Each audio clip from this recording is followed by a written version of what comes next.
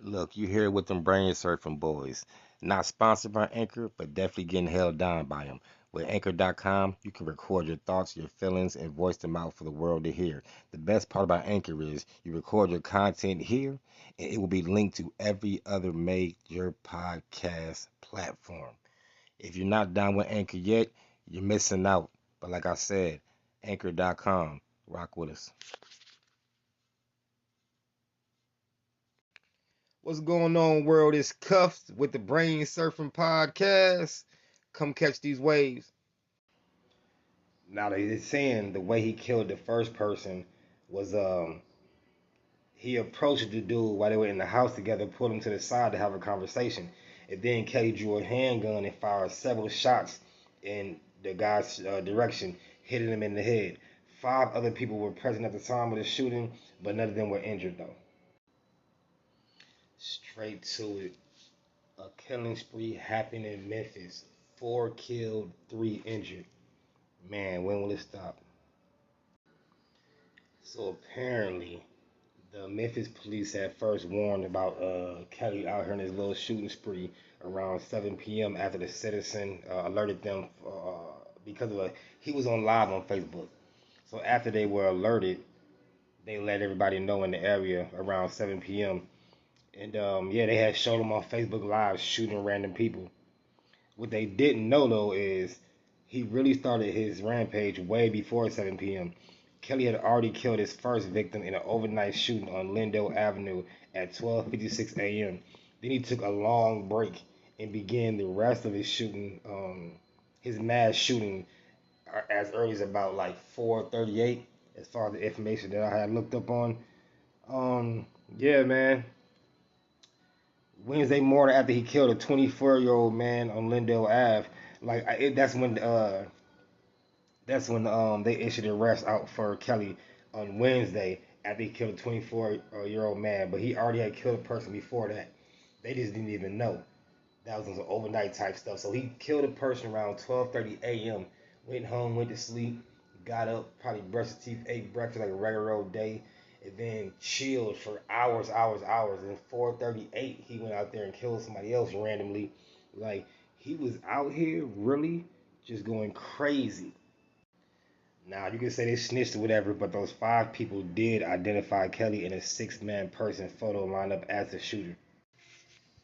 Like, share, comment the Brain Surfing Podcast on all podcast listening platforms, including YouTube. Come catch these waves. Now he was on a mass shooting, so there was also another shooting after he did that. He pulled up on somebody else in a whole different area, and when the police got to that scene, the victim had suffered multiple gunshot wounds. One man pronounced dead, and one person was pronounced dead at the scene. Later on, they learned that the incident was connected to a mobile mass shooting, and this is when they start connecting the fact that Kelly was this same guy, and they started to actually piece all these things together. Okay, but before I go, I want to break down this timeline, right? So at 4:40 p.m., police responded to a shooting on Norris Road where a woman was shot in the leg. She was transported, and it wasn't critical. She was okay. Still, be an innocent bystander. You did nothing. You're going to work. You're coming from work. You're going home to your kids. You're coming home from your kids. Whatever it may be, and this happening is a very, very unfortunate situation. Um, the shooting was actually like, well, no, that was the first one. That wasn't live on Facebook. The next shooting was at 5:59 p.m., which is a little over an hour later. They responded to a shooting at an auto zone. At an auto zone where a man was shot in the abdomen.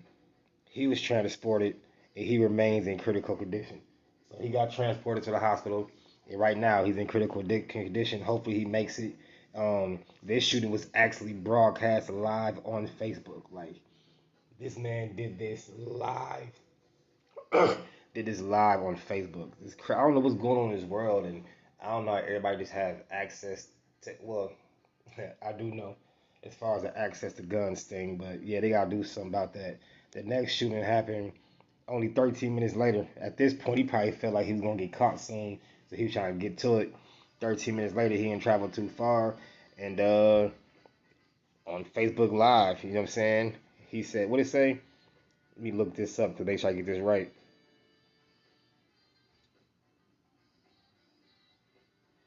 But yeah. Anyway, he was armed and dangerous on Facebook Live. He was talking crazy. They were made. The police were made aware that he was on Facebook. This is at 6:12 p.m.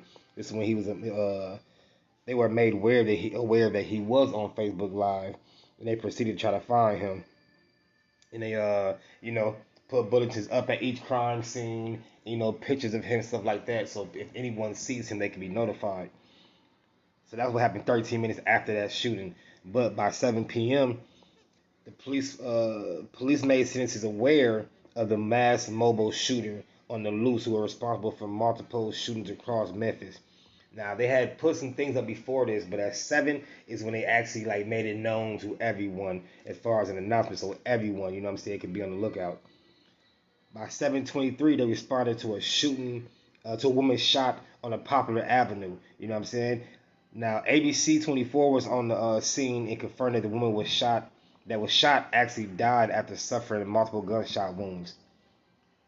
At this point, they realized that the suspect had hijacked the car, which was her car, and it was a Toyota SUV. So at this point, they were a little bit more onto him, and I can't say enough, man. Like this world is crazy, you know. It's like when I tell my kids, I tell them all the time, if you have words with somebody, don't be in a rush to fight. I know y'all can fight, y'all can box, and y'all not scared of anybody, but don't be in a rush to fight because these days people are gonna lose and want to shoot you. This is a lot different than it was when I was growing up. A little while later, at 7:24, the police responded to a shooting at another location where a man was transported to the hospital but in non-critical condition. That was at 7:24. At 7:23, University of Memphis goes on lockdown. They are on lockdown. Even though there was no threat at the university, there were shots reported not so far from there, so they were just being cautious about that, which is smart, and I'm happy they did that. Like, share, comment the BrainSurfin podcast on all podcast listening platforms, including YouTube. Come catch these waves. Fast forward, and at 8:55 p.m., another shooting was reported. This time it was a lady who was shot, and when they got to the scene, they seen that she was pronounced dead. Man, dude, what the fuck? And then at 8:56, you know what I'm saying? Right a minute later, of course, he stole another car. You know what I'm saying? A Dodge Challenger, and the man was recognized and believed to be Kelly, and he fled the scene. That driver was not injured, but he took his car. Like, I'm happy he didn't kill that person. Uh, he didn't seem to have any type of hit list. He just was killing random people, you know. But he was also very clear-minded through all this, which is very scary because he was moving kind of militant. Like, he hijacked some people from their cars without harming them, but he also harmed other people randomly. It's a little weird. But at 8:58, the police started a high-speed chase that ended near whatever road in Whitehaven. They surrounded the car and waited for tactical units to arrive. MPD issued a shelter-in-place order for Hodge and Ivan Road area, and by 9:21, he was taken into custody. So it took him 23 minutes. He didn't kill himself. He didn't shoot any of them. Yeah, without further incident. Yo, listen. I know of people who, like, let's just say if I were to hear about this happening with this a certain person, and my response to it was like, oh yeah, I can see them doing that. It's like, why not, you know, put forth the energy to try to prevent it from happening? Because, you know, as family and stuff, like, you see when things are a little shaky with your family members, if you care enough to pay them that kind of attention, you know, or with your son, your daughter, whatever it may be. Like, if you have these type of thoughts about them, you should be proactive about trying to prevent it from happening. You know what I'm saying? Like, for real. If I ever thought that my son had these type of thoughts and were capable of doing these type of things, I'm sorry, but like I have to report that. I have to get them some type of mental evaluation, whatever it may be. I need to find out what's going on with my kid because I'd rather be proactive and get it taken care of in a non-harmful way rather than to wait until something could possibly happen and now my kid either ends up dead because they went on this shooting spree or stabbing spree, whatever it may be, or in prison because they went on this spree.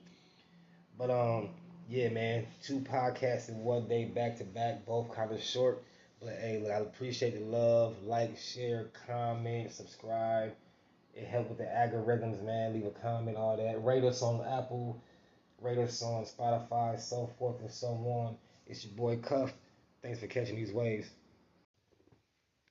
Once again, as always, I appreciate you stopping by, listening to the BrainSurfin podcast.